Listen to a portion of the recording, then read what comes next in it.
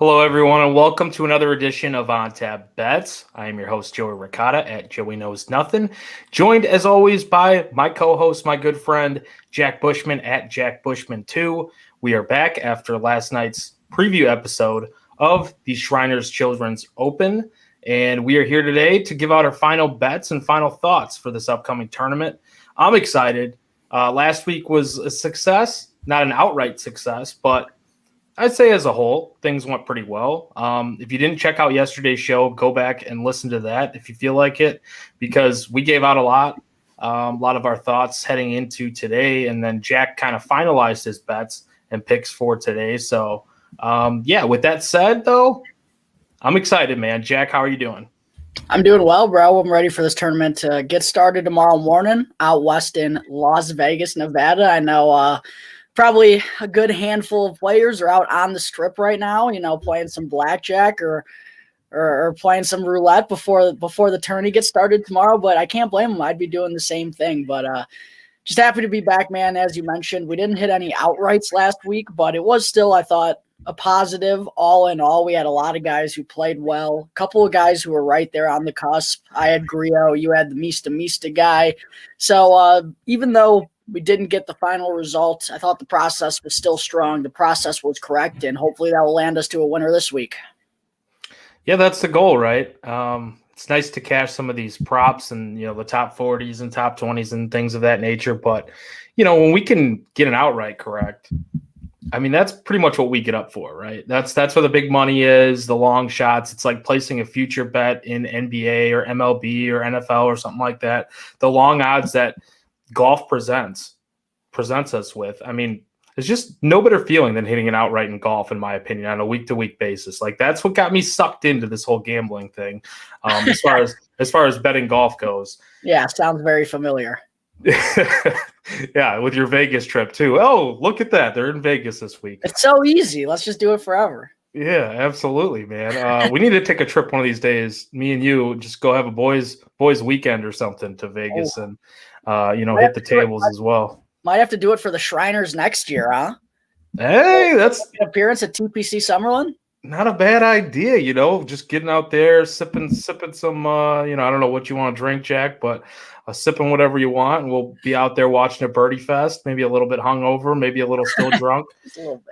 Just a little bit. What would be your table of choice, though, if you were playing, if you were out there at the tables like these guys probably are? I'm a blackjack guy for sure. I just like playing a game where you have your hand in it. Like, never been a slots guy. Roulette's kind of one of those things where I'll play when I first walk in or right before I'm going to walk out. But most of my time at the casino, I like spending it at the blackjack tables. That's usually where I'll take my chances. But I don't know if that's where a lot of the players are going to be sitting. They might be more in the back rooms playing some of those high limit tables, considering the income they get. But yeah, man, I wish I was out there in Vegas this week. Maybe like we referenced, that could be something we get together for in the future, but hopefully we cash a ticket here this week and we just get our good Vegas mojo going on, right? Like, if we hit in Vegas this week, we'll have a great feeling about it when we go next year, right? That's how these things work, I think. Am I back with you? I know I lost connection there for a split second. Oh, no, you're here. Okay, good. No, man.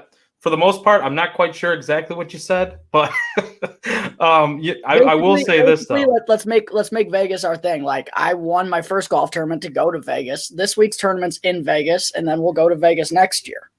Mm-hmm. And I've only been there once, and I'll say we had a great time. We're going back, I believe, in the spring. I don't know. My girlfriend's friend's wedding is coming up there. They decided to have it out in Vegas, so everybody has to go out there. And yeah, so I mean, we should definitely make this a thing. And I'm with you, man. Roulette kind of sucks. Like, I don't know. My dad used to deal roulette for like the Super Bowl parties for the church, and yeah, I mean, I enjoyed that, like going to watch that and stuff and playing a little bit of that. But like when you're actually at a casino, it's horrible. Like, I don't know. You're not gonna. There's like no way of predicting just black or red. I don't know. I just can't stand it. I like blackjack. I'm with you there. Craps maybe once in a while. Poker definitely. But with that said, things we are betting on. We are betting this tournament. I'm excited for it. A little bit of a stronger field here. The strongest that we've had so far this new season. Jack, you had a great article at ontapsportsnet.com. Everybody should go ahead and check that out. Previewing this event, giving out some long shot picks, some outright favorites that you like, some key stats, and just a little course breakdown. So, and you did that on the episode. We talked about it yesterday as well. But what are you really looking for here, just for like the listeners or maybe live viewers? What are you really looking for here in this tournament, key stats wise, and what are your expectations for this tournament? Yeah, I expect it to play fairly easy, as we've seen the past couple of years. 3 years in a row now, we've seen the winner get to at least 23 under par, and we're going to see some good weather in Vegas this week. The course is going to play dry. I mentioned yesterday, TPC Summerlin is nearly 3,000 feet above sea level, so the ball really travels out there. It's a very dry and firm course, really fast bent grass greens because it's so dry, but the elevation and the air will make the ball travel further. I don't expect anyone to really have an issue with distance. The par fives are pretty short for the most part anyway. Only two of them, I should say, are only 570 yards. The other one does get up over 600 yards, but still plays as one of the easiest holes regularly at TPC Summerlin. So I don't think distance is going to be an issue. We'll see a lot of the par fours play between 400 and 450 yards. And with the ball flying so far, I expect guys to be hitting driver and wedge or short irons into most of these greens. So I'm looking for someone, the kind of profile or the build of a player I'm looking for is someone who gains strokes off the tee and also hits a lot of fairways. I think yardage would be a nice bonus, but I'd value hitting off the fairway more so than distance. So fairways gained, strokes gained off the tee, per usual for PGA Tour events. I'm looking at strokes gained approach. Iron play is going to be crucial once again. But with these greens being some of the easier to hit on the PGA Tour schedule, I'm more so looking at strokes gained from 125 to 150 yards. Who are those guys that are keying in from those ranges and who gains a lot of opportunities from those spots? I'm looking at the opportunities gained and the ball striking numbers. And then also, I think this does have the potential to become a little bit of a putting contest with those greens being so easy to hit. I think it kind of makes for a more even field. Like I think guys at the bottom of the betting board have a decent chance here because of the way this course plays. So I kind of need the total package to have a chance to win here, and that's because you got to go low in order to win this tournament. You got to be scoring well, making birdies in bunches. If you're scrambling, you're really not going to have a chance. So those are kind of the things I'm going to be looking for and the type of build-up or player profile that I'm aiming at when I'm looking at the betting board this week for the Shriners Children's Open.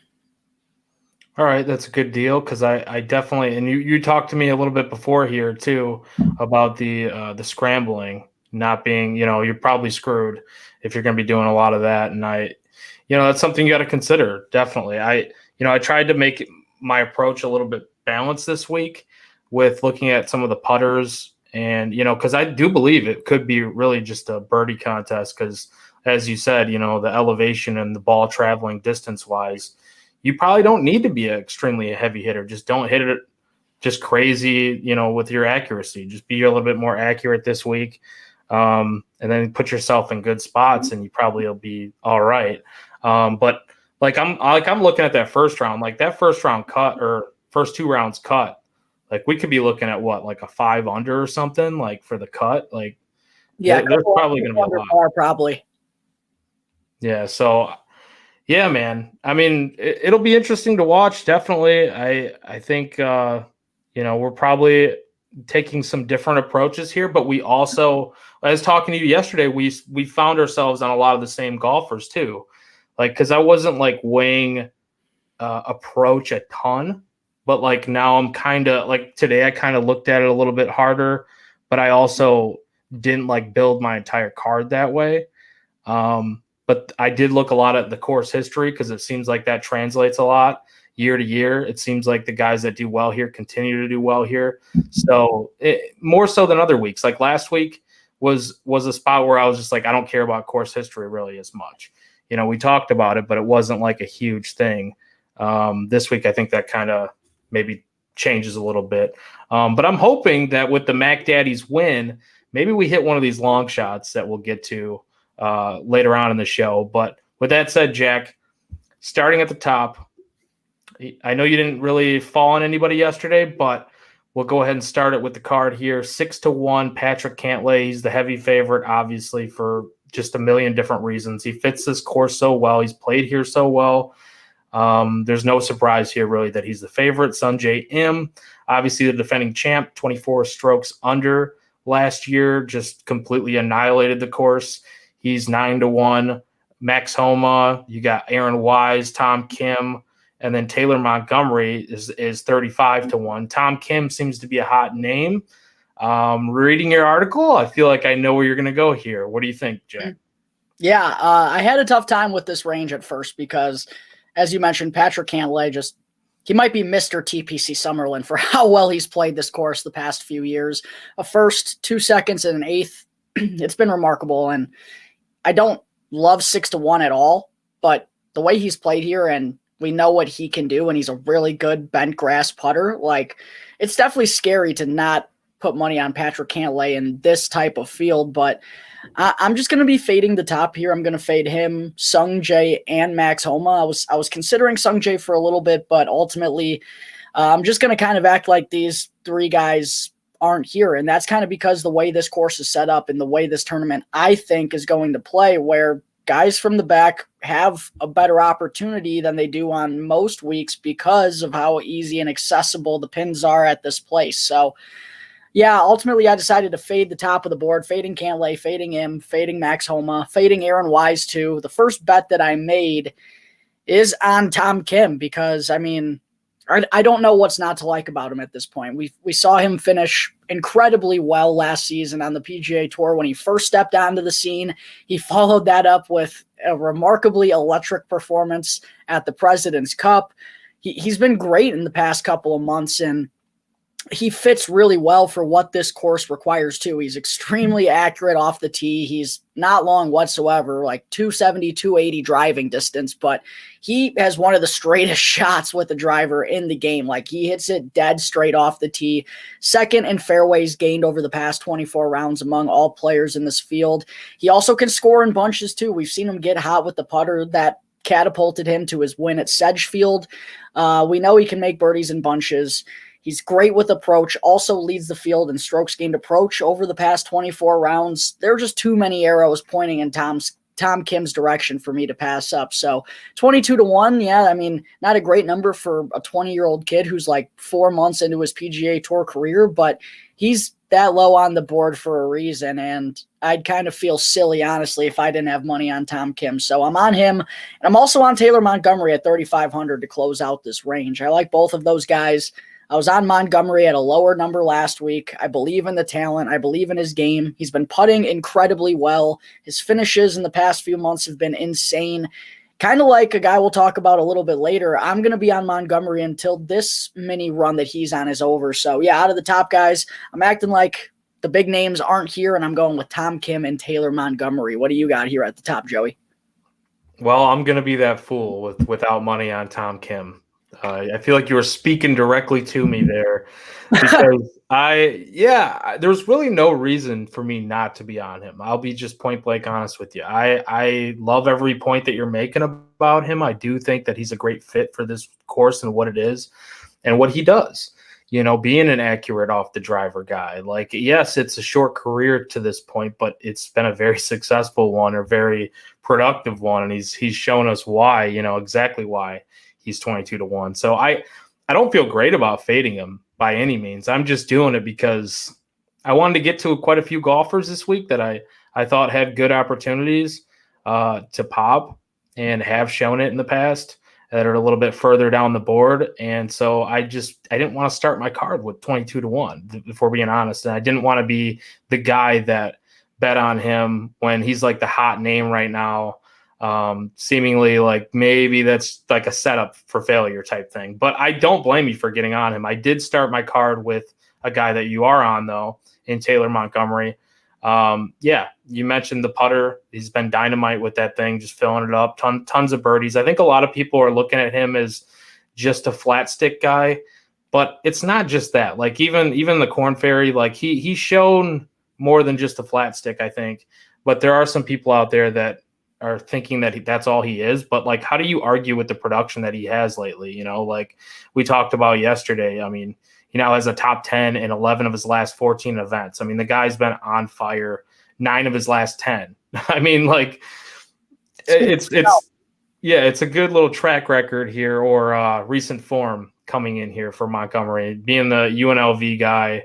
Yeah, I like the 35-1 number there for Montgomery, so I'm jumping in with you. As we move a little bit further down here, did you get to anybody in this range here? 40-1 Cam Davis, Brian Harmon 40-1, Alex Noren 50-1, Adam Hadwin 50-1, Taylor Pendrith 50-1, Tom Hoagie, Emiliano Grillo, Bezadenhout, Seabass 50-1, Mito, our boy, Mito Pereira 50-1, Keith Mitchell 50-1. Anybody in that range? That's a lot of names there. There are a lot of names jam-packed in this range, dude. Every time we'll say Mito forever, like I'll forever think about the PGA Championship. Like I'll never not think about how different Mito Pereira could be viewed in the public eye right now if he had. My reaction will be the same every time too. Just cover Mito, my eyes. Why? Worst driver swing I've ever seen. I'm not going to be on Mito this week, but there are a couple other guys that do have my interest and do have my bets already. Cam Davis, 40-1, really long off the tee. Really good wedge player, really good from both 100 to 125 and 125 to 150. He can score in bunches like Tom Kim. I believe he's second in birdies or better gained over the last 24 rounds among all players in the field. The putter, can kind of ride hot and cold, but he's got, I believe, 4 or 5 top 16 finishes in his last 6 or 7 starts. Like he's riding a nice streak here. Also someone who showed some flashes and some real promise at the President's Cup. And he's been a winner before. We saw him win the Rocket Mortgage last year in kind of a scrubbier field. So I think 40-1 is extremely fair for Cam Davis. So I'm all aboard that. Was pretty happy to see that his number actually didn't dip since we talked yesterday, because I figured that a lot of people were going to be on him this week, all things considering, and the President's Cup bias. Happy to see his number stayed at 40-1 for your boy. I'm also get the grill sparked up. Give me some charcoal. We're bringing our portable grill from Jackson, Mississippi, all the way out to Las Vegas, Nevada.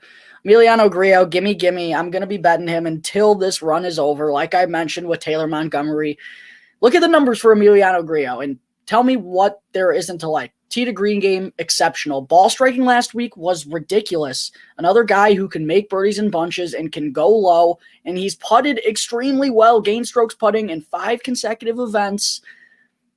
There's no reason not to like Grillo here. He's got a bigger number than last week, and yeah, a little bit better of a field, but still a course that fits his game well, and a course where he certainly has a chance. I'm all aboard on Emiliano Grillo. I think 50-1, like, I'm going to take that every time when he's got this type of form. So I'm not going to miss out on that. The one other guy that I do have interest in this range, but I haven't placed a bet on, is Taylor Pendrith. But I'm kind of worried that I'm overdoing the old President's Cup thing, because I might just end up having the whole Internationals roster here. Like, I'm probably not going to end up on Pendrith. But those are the guys that catch my eye the most from that 40 to 50-1 range. What about you? I mean, I love everything you're saying about the Grill Master right there. I will say that Tom Hoagie was kind of one that I was like, You're a Hoagie Buns guy. I know. I can't stop it. I can't quit it. I was thinking about it. I did not go that route. Same with Pendrith too. I actually really like Pendrith a lot. Usually find myself betting on him to some capacity, but I did not for this. Grillo though. Man, what do they eat out there in Vegas? Like, what's the thing that they put on the grills? Like, I know they're pretty big for the buffets. Like, what are they putting on the grill though? What's the Grill Master special? No one's cooking in Las Vegas, bro. You're getting fast food or you're going out to dinner. No one's grilling shit except for at the restaurants. Just out there letting everybody make shit for you. Exactly. Yes. Pretty sure that's what all these golfers are doing. Yeah, but I think that's what we're doing. Last week we had a little shrimp on the bobbies on the grill. I think that's what we're doing again this week. You talked about how well he's doing with the putter. Gained over 3 strokes, I believe, last week with the putter. I mean, he was first in greens and reg. We got to hit greens here. We have got to hit greens here, which it is an above average contest for greens and reg. But I do believe that that's going to be his form right now is just with the ball striking over 5 strokes gained on approach last week.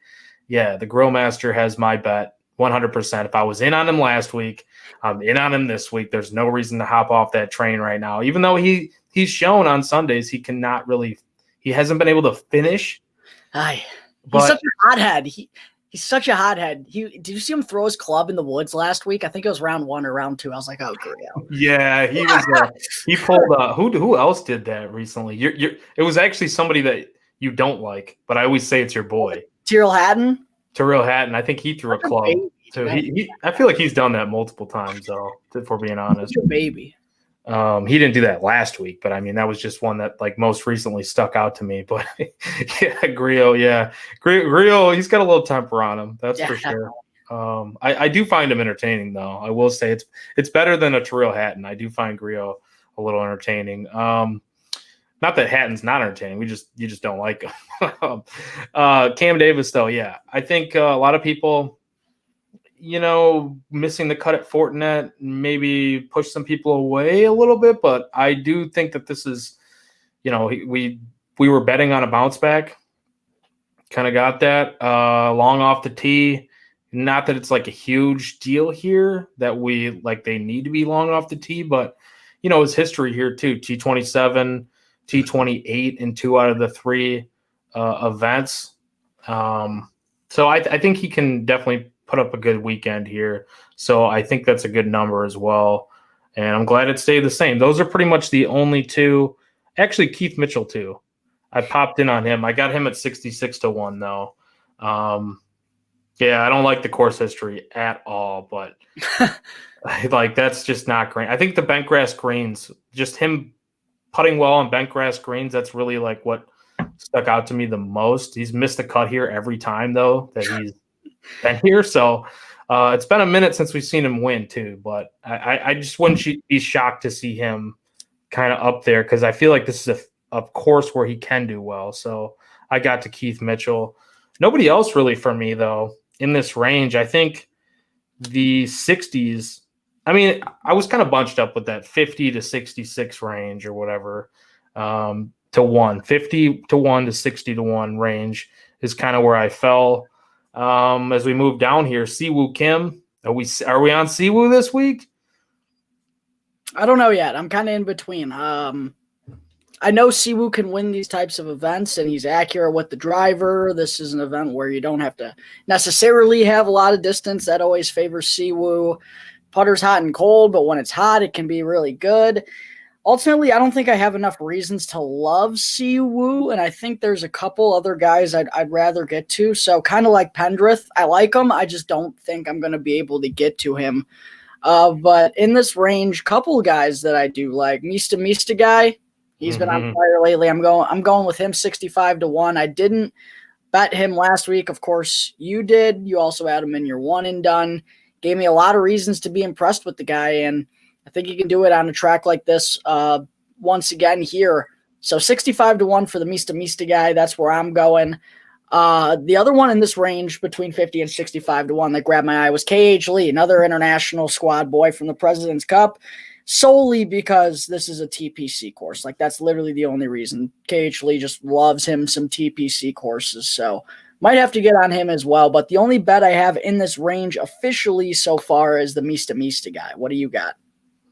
Yeah, I got 3 of them. I've seen some people here on Ricky Fowler, believe it or not. Like, some people are really thinking that this could be a week where we see like a resurgent Ricky Fowler, or I don't know if resurgent's the right word, but like, we haven't really seen much out of him for a while now. So I don't know if he's winning this week. I don't think so, but we've seen crazier things happen. Who knows? I got to Thomas Dietrich, Seamus Power, and the Mista guy, Dean Burmester. So if you're just tuning in, we kind of started this whole Mista guy. I don't know why. I don't even know where it came from, but it just felt right. So last week we went with the Mista guy, and he, for reasons that why I bet on him, but I don't know why I came up with that nickname for him. But no, nonetheless, man, he showed us nothing to not believe in him. I mean, coming in there, he had a lot of potential for that course, and he just does a lot of things well. And I just think that this is definitely the upside with the floor here. Fourth at Sanderson. Strokes gain off the tee was really good. I do think this is a spot for him as well. Dietrich, I mean, I talked about it yesterday. His third round really kind of hurt him in the last tournament, but I don't know. I do like Dietrich's floor too. It's kind of the same situation with Burmester. I think he does have a little bit more upside in him as well.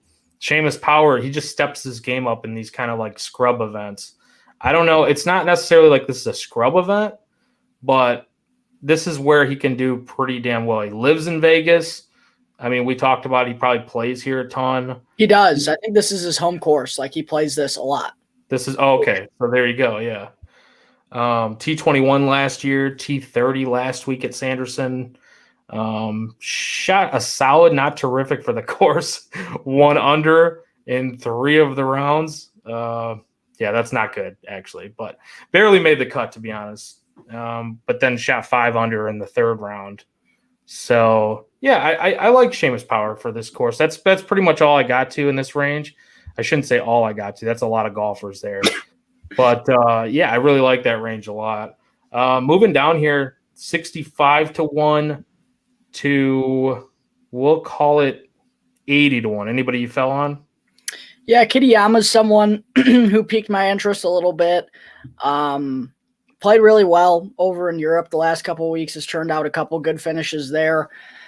I don't know if I'm going to get to him, though, because I'm racking up the names here. And at that, got to cut the list down at some point. And I also really like Matthew Neesmith. I think 80-1 is a really fair number for him here, considering what he's done in 3 trips to TPC Somerville. He's got top 20 finishes in each. Good tee to green game, good off the tee. I do worry a little bit about the putter, but, while that's not a strength of his per se, it hasn't stopped him from kind of hovering around thus far at this course. So 80-1, I feel like is a pretty fair number for Matthew Neesmith. I like him, and I also have thought about Mark Hubbard a pretty decent amount too. Another guy who's 80-1. Las Vegas native, was the 3rd round 54-hole leader last week. Kind of just was stuck in neutral all of Sunday. I wouldn't mind going back to Hubbard here. I liked what I saw out of him last week, and another just kind of situation where can kind of get a sense of for a guy who maybe isn't, one of these middle of the pack guys, not household names, who don't compete all that often. I think when they're in situations like that, it really gives them a good sense of what it feels like to compete. And you can kind of go forward with that experience and, gain some knowledge and just kind of feel what it's like to be in those moments and benefit from that moving forward, kind of help them from those next steps. So I feel like Mark Hubbard, it's a good spot potentially to bounce back on him, even though he doesn't have the greatest course history here. But the only bet I have for sure in right now is my one and done for this week, Matthew Neesmith. What do you got from this 65 to 80-1 range? Yeah, I wound up taking Neesmith as well with you. I'm not sure if I talked about him yesterday. I know we did. You talked about him. I'm not sure if I did or not, but T14, T8, T18 here. Good course history. The approach game last year, 30th in approach for a strokes gained. So I like that a lot. So I do think Neesmith, I usually don't bet him. Like, that's just no. I usually don't, and this is a week where I feel like was a good spot to jump in on him. Let's see here. What else do we have? Moving down the board here, Hubbard was interesting too. I know you said Hubbard. I didn't get there this week, but it makes a lot of sense. Definitely played well last week too. Let's see, 90-1, and then the 100-1 guys. Anybody there? I guess we should have just went. We could just go Bombers at this point. Yeah, but definitely. yeah, we'll just go with any like long shot picks you got, Jack. I don't really even have all that much. Like, I know I included Bo Hostler in my article earlier, and I wouldn't mind taking a flyer on him because he's such a good putter, and with the potential of this to turn into a putting contest, I do like his chances, but man, no one down here really is catching my eye all that much. Like above 90-1. I mean, Svensson, I've seen some people talk about him this week. Party Marty Laird, who's got some course history here in a I can't get there on Svensson, man. I don't know. I know people are talking about. I can't get there on Svensson. Yeah. I think he's pretty below expectation on this course too. If you look at like datagolf.com and stuff, I don't know about Svensson. Yeah, I don't love him. That's for sure. Yeah, like I mentioned, Bo Hostler, Hayden Buckley at 151 is probably my favorite number among all these guys. Davis Thompson, 150-1. He's a young guy that some people are on as well. I know you mentioned Adam Schenk yesterday at 180-1, but I don't have anything solidified so far. And really, the only one I have written down are Bo Hostler and Hayden Buckley. And I'm probably only going to bet one of those guys if I get to it at all. So not really a whole lot of interest in this range for me. What do you got, Joey? Yeah, I mean, there were a lot of guys that were pretty intriguing here. Martin Laird's history. You could talk about Harris English being broken. I'm not getting there. Chesson Hadley actually has golfed pretty well here. That was a guy that I was looking at potentially. And Bo Hostler, we talked about him. I did bet Jason Day at 100-1. Put your money in the toaster while you're at it. Yeah, I'm not recommending that to anybody. Let's just say that's just my own personal little bet. And by the way, Jack, I just want to give out our strategy here, just real quick before we move on. At least like my own personal strategy, I do like 1/10 of a unit on these outrights and just kind of try to spray the board a little bit with like between anywhere from 8 to 12 outrights, and then I pretty much do like half units to full units on like the top 40s and the matchup props. So if it sounds like I have a lot of outrights, it's because I do, but I don't have as much put into the outrights as I do the matchups in the top 40. So for anybody that's listening or watching, that's like, what the fuck? This guy's betting on everybody. And like, of course he's going to hit one of these. Like, well, it turns into you're trying to be more profitable in other situations. And that's why I take the longer odds guys than the top of the shelf guys more weeks than not. But with that said, Jason Day, I don't know. There's a lot of reasons I think he's improved, at least from what we've seen so far. He's improved certain areas of his game that I think can come into play that he wasn't doing well in last year.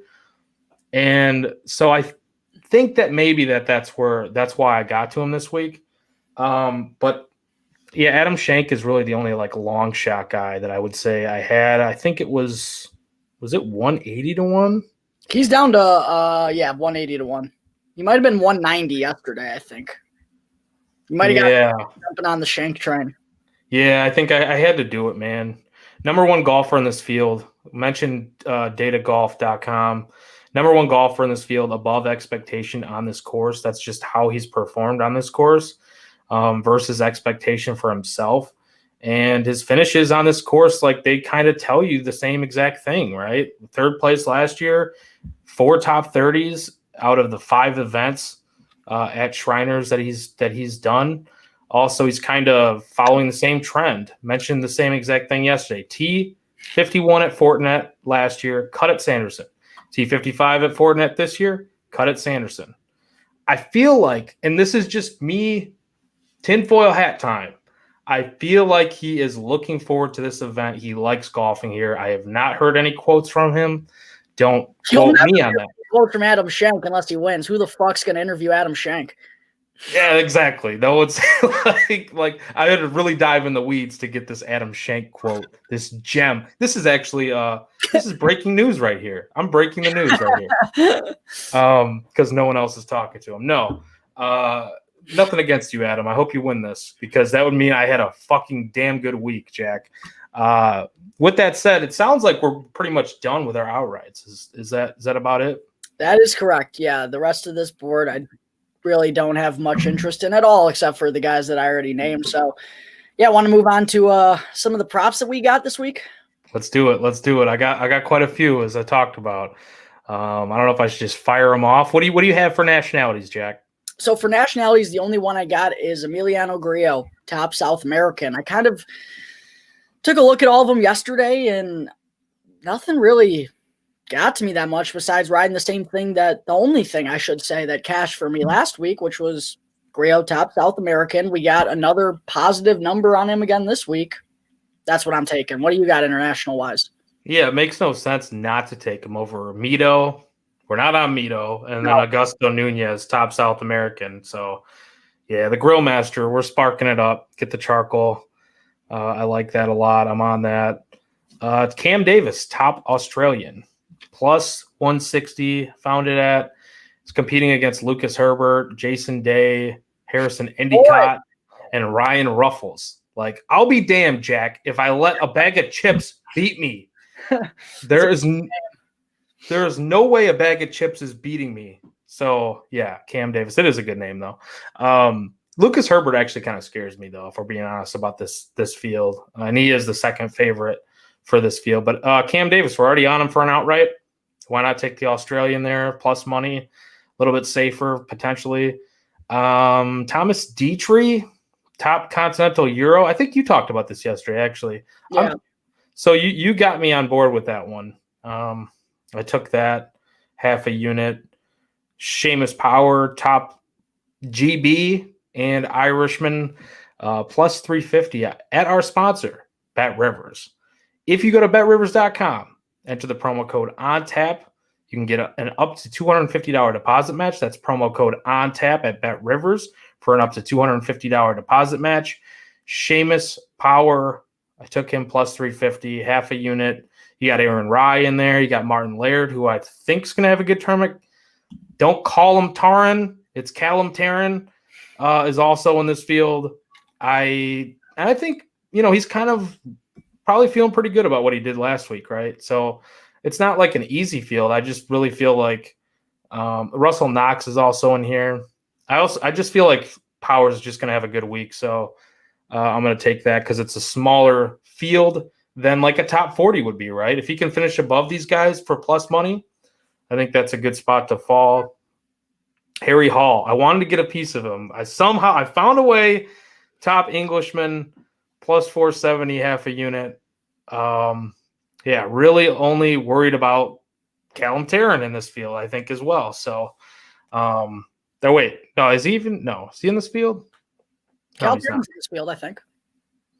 Maybe he is. Okay. Yeah. Okay. Yeah. Obviously, if he's in the English and then the GB and Irish, yeah, he's in this field. I don't know what I'm thinking. Nice showing last week though for Terrence, so that does scare me a little bit. But I just feel like Harry Hall, he's got a little bit of the home cooking here.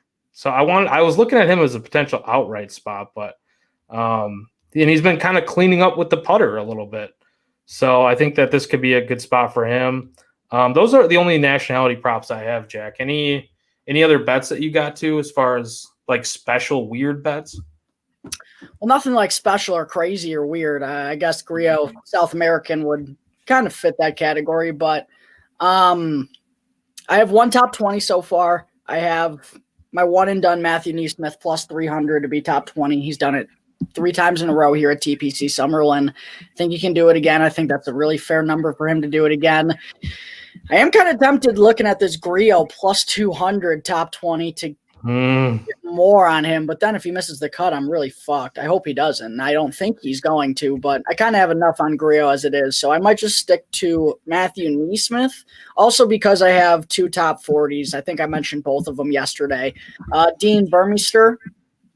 Got him at plus money thanks to you. It was listed at minus 110 at a place. Got it at a better number. Top 40 for Burmeister, like we mentioned, his floor is so good right now that I feel like this is a very fair number to come inside the top 40 in this field. And then I also got Bo Hockler at plus 130. That's the way I'm going to get on Bo. I think it's the smarter way to do it. Asking him to win outright is always a little scary, especially because both of the last 2 times I've seen Bo Hockler compete on Sunday, his driver has just been terrible. Like, his driver's bad in the first place, but he gets the Sunday scaries when it turns into crunch time. So I feel like a top 40 is a smarter way to invest money on Bo Hostler this week, and plus 130 is a pretty decent number. So those are the two top 40s, and then Matthew Neesmith was my last prop bet of the week at plus 300 for a top 20. Yeah, I like that Bo Hostler one. Damn it, I hate it when we agree. I think we're on at least 3 top 40s of the same. The Mista guy, not going to go too in depth on him again. We talk about him pretty much every show, it feels like now. The Grill Master as well, got on him minus 110 at Bet Rivers. Not sure if it's still there, but I think that's a solid price. Both of those guys, the Mista guy and Emiliano Grillo, those guys were like minus 145 on a lot of books, or at least on a few of them. So I think minus 110 or plus money on either one of those guys is a pretty good bet to place value-wise. Seamus Power, plus money, took him top 40. Thomas Dietrich, plus money, got him. Finished top 35 or better in each of his 5 PGA Tour events last year. We've mentioned that. T9 at Sanderson. Just makes a lot of sense right now, the way he's going. And, his around the green game. I know if you're pretty much having to go around the green, you're probably not in good shape here.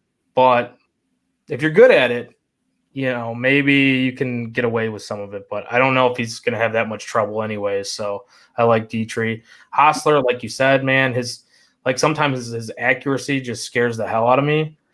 But 5th in strokes gained putting last year. So I think, given his track record here too, all top 40s for Bo Hostler here. So just too much sense.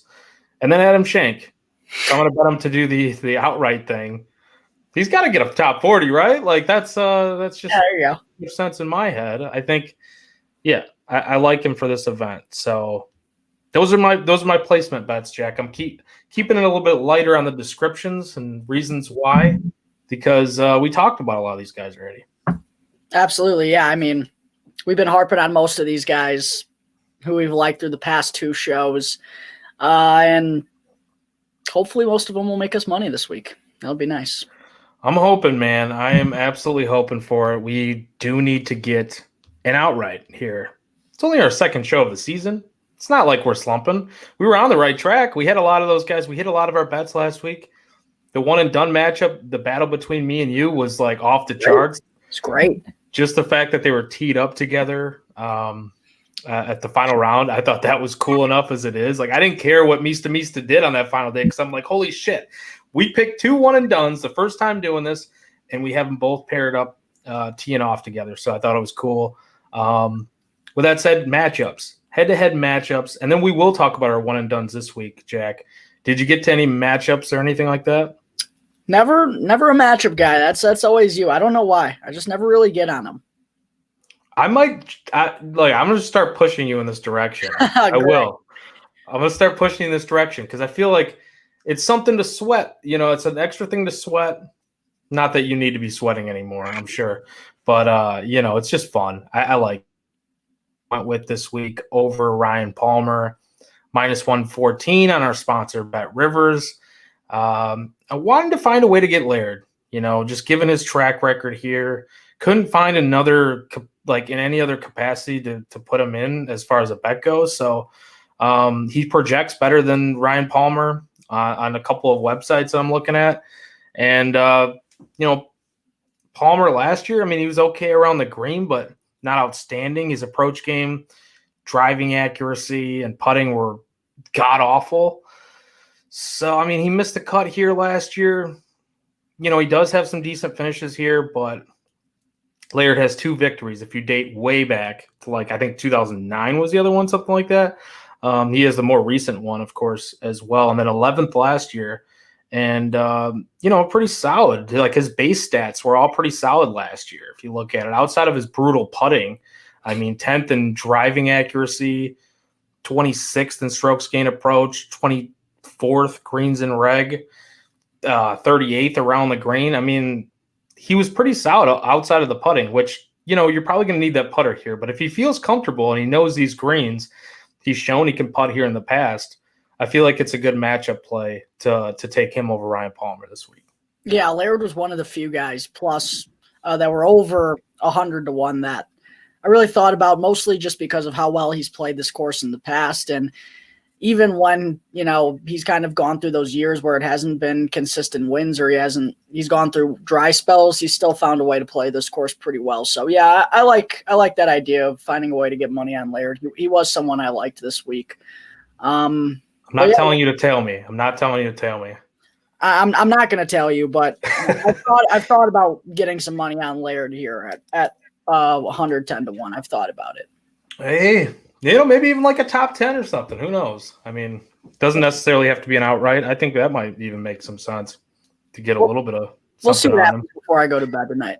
Yeah, you're gonna be looking at those apps. I know you are. You'll be staring at those screens, staring at those plus money juicy numbers. Maybe type in like a $5 and see what it pays out. Hey, what's this? All right. But yeah, man, Jack, one and done. We did it. We started it last week. Get your sticky note out again. We mentioned it yesterday, but just to reiterate and go over it again, what's your one and done this week? One and done, I'm going with Matthew Neesmith. Don't really know how to feel about it. I do like Neesmith this week, which is kind of odd because I don't know if I've ever liked Neesmith before. But yeah, I mean, I believe in his driver, very accurate off the tee, kind of quietly a good tee to green and approach player. I'm scared about the putter, but like I mentioned when I talked about his outright earlier, he's done enough to get by on this track in the past. So I feel like, maybe asking him to win is a little bit much, but in terms of one and done, I definitely feel like he can churn out a pretty solid result here once again. So I'm going with Matthew Neesmith, and you got my guy from last week, Joey. What's that all about? Yeah, I had to steal him. You stole him from under me last week. So I'm returning first. You should have just went first yourself. Yeah, but you know what? I didn't want to catch you off guard. Snooze, you lose. I didn't want to catch you off guard. Honestly, that's how I felt. I felt like I'm just surprising you with this one and done pick, and I can't, like Jack, you got to pick somebody right here on the spot. So you go first, instead of me like taking away maybe your favorite option. And instead, you took away my favorite option. So this week, returning the favor. I don't know if Grillo's your favorite option. I know you're betting him outright. So I do like Emiliano Grillo. This week, the Grill Master.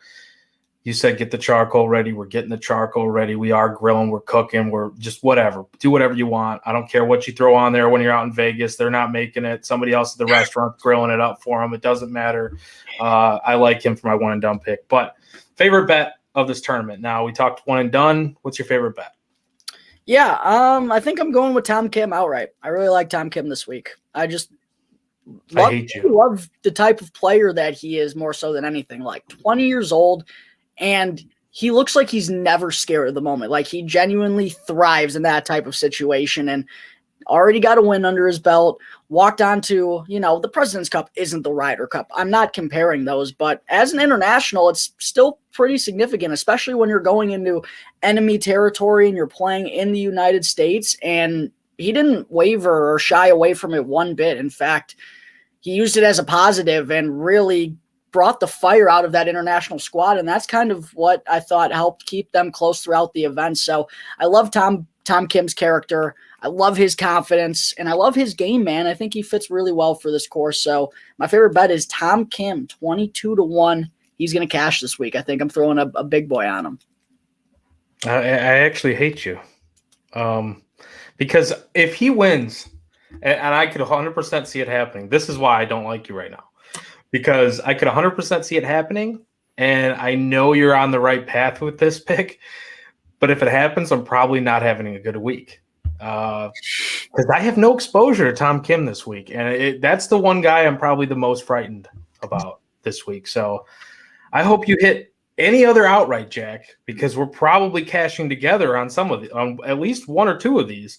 So just please don't let that be the one. My favorite bet of the week is going to be, oh boy, I think I'm going to go with Emiliano Grillo for the top. I want to do something top. Emiliano Grillo, something top. He's already my one and done, but I think I'm going to go top South American again. I think it makes too much sense with the three of those guys in the same field, with Mito, with Augusto Nunez, who I don't think has been horrible. I don't know. I don't know what he's doing. To be honest. Yeah, I really can't even speak on it. Grillo, though, the Grill Master. One and done. He's my top South American, is my favorite bet of the week.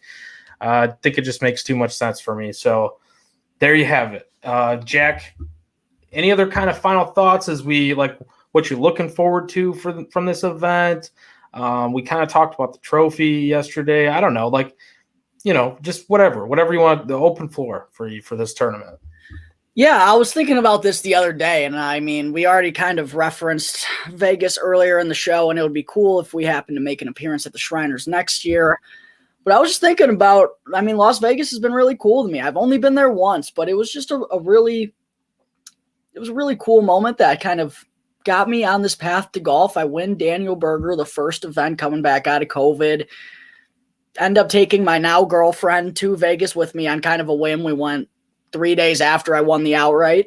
Ended up going there for a couple of days. We've now been together for 2 years. So I think, Vegas has been pretty good to me. And I've never bet on this tournament. I've never had money on the Shriners. And it'd be pretty cool if Vegas kind of paid for me again. And if I do end up cashing this week, I think we'd kind of have to go next year. So it would be kind of cool if that happened this week, Joey. And it's always nice to have extra money in the old bank account. So hopefully we get a couple positives this week. I love Las Vegas. I'm excited to watch this tournament. Hopefully one of our guys cashes for us. Yeah, I'm looking forward to the scenery too. I feel like every time they're here, like I've watched a little bit and seen like the scenery in the back too. It's like a really cool scene with this course. So that's what I'm looking forward to. And from what I just heard, what you were just saying, basically you're telling me if you win and Tom Kim like hits the outright, you're taking me to Vegas. Like that's you're paying for everything. That's what I heard.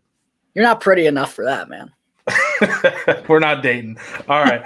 But yeah, with that said, Jack, this has been a great one. We got our bets finalized. I'm looking forward to this tournament. I think, we started hot with the last tournament. I think we should just keep it rolling. That just sounds like a great idea to me. Cash some tickets. As always, we are presented by OnTapSportsNet.com, at OnTapSportsNet on all social media platforms. We've got Bears, Bulls, Blackhawks, Cubs, White Sox, beer. You see, I got it. I didn't pause that much this time. We're working on that between the White Sox part of it. Beer reviews, entertainment stuff, you name it. It's probably there at OnTapSportsNet.com.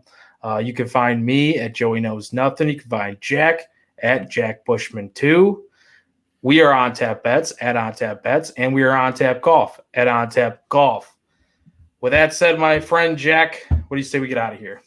Absolutely, brother. It's been a fun week breaking this all down, and hopefully leads us to some schmeckles in our pocket by Sunday night. Some schmeckles. Let's go. Crack them. Lock them. Be safe. And we're out. Cash some tickets.